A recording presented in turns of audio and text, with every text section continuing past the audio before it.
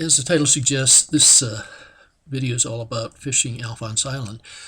Sue and I did this intentionally. Rather than going to Francois with a guide every day, we opted to go on our own, bike around, and wade around the perimeter of Alphonse Island, something nobody else was doing this week. So we basically had the place to ourselves. Talking about the water itself, the tidal ranges are fairly significant here.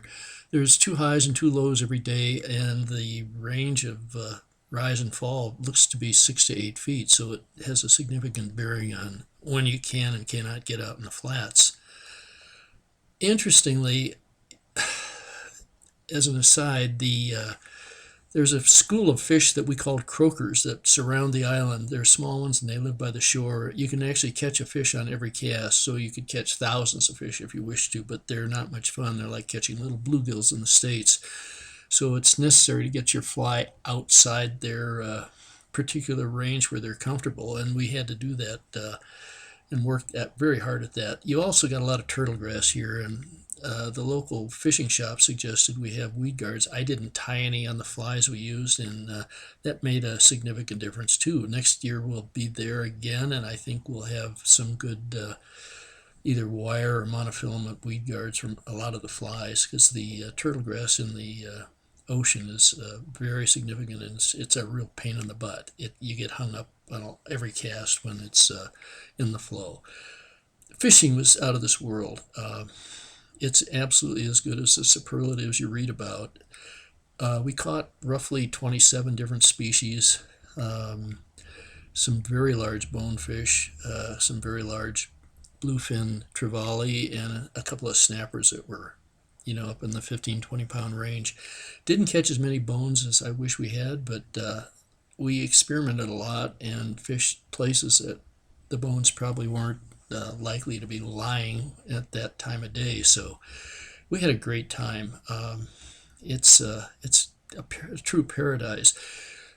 As far as fishing equipment goes, we took along travel rods, frequent flyer rods, Clearwater, and 8-weight, and had some fairly inexpensive reels. I used a Reddington Behemoth on 2 rods.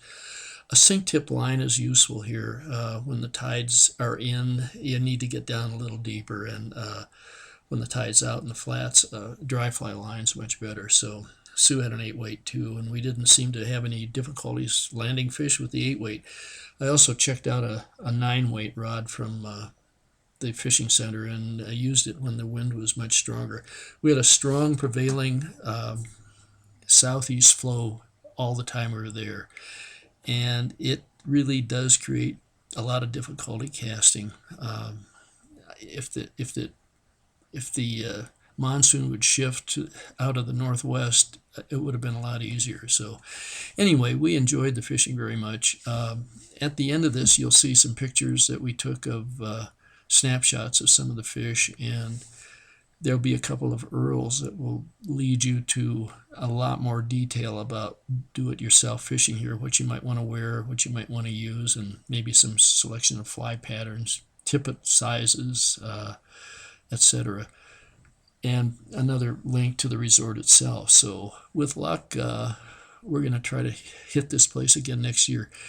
It's not an inexpensive process, and the getting to and from the island is really nasty. I think we took 30 to 40 hours in either direction, both directions, on this trip.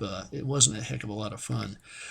It's not cheap, but it's a once-in-a-lifetime experience or more if you really are into this kind of fishing, which we, I think, are going to become into more or less now. It was great fun. The leisure activities here are decent. The food's out of this world. The staff's beyond comprehension. It's truly a 5-star resort, and you pay the price for it, but it's worth it.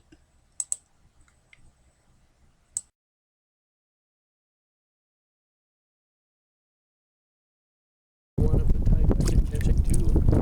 Susie. I'm up to 3 species.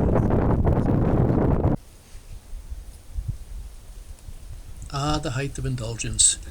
they'll pack a picnic lunch for you and you can take it out on the flats. Here we are sitting out on one of the points.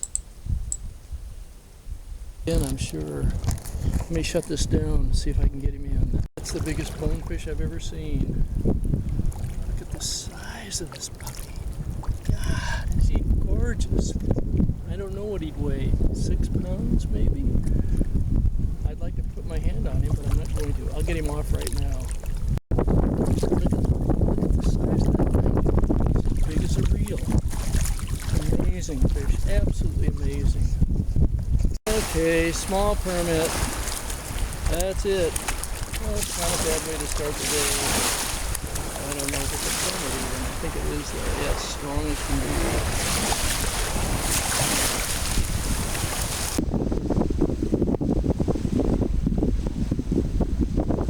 Okay, another baby bluefin trevally. They're still tough. Thank you, Mr. Bluefin. You're helping my morning out. Next cast. I have no idea what I have, but it's really big and it's way out there. It's great. Thank you, Lord. I thought it was big. It's not. It's just about a 3-pound bluefin again. God, I can't believe how strong these fish are. That's a beauty.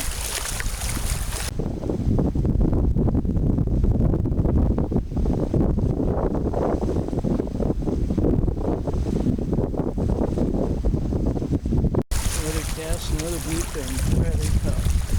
Thank you. Good job. Yeah, that's bigger than most of the one we caught in Belize, and it's still popping the nails. It's about a third of the size of the one I caught last night. Oh, he's off. Oh, no, he took my fly. Oh, 2 more little stingrays that almost stepped on. Oh, and I've missed some really big ones. Oh, beautiful little fish. Damn, it wasn't a trevally. It was just a gigantic salmon. The size of this guy. They're going to weigh 10, 12 pounds, I think. That's a beauty of a fish. Let's get him off. Thank you. Come on up. Let's get you unhooked. Yeah, Permit's a great prize. Thank you, Mr. Permit. You can stop now. Oh, it's another species of grouper. Boy, is he pretty. Look at those fins. Look at that blue. Wonderful. Let's get him loose. Yeah, I know he does. Sue's going to land a bluefin trevally. At least you can feel him, huh? Yeah. Here I am. There he goes. They are strong, aren't they? Oh boy, he's not a bad one. It isn't a bad size.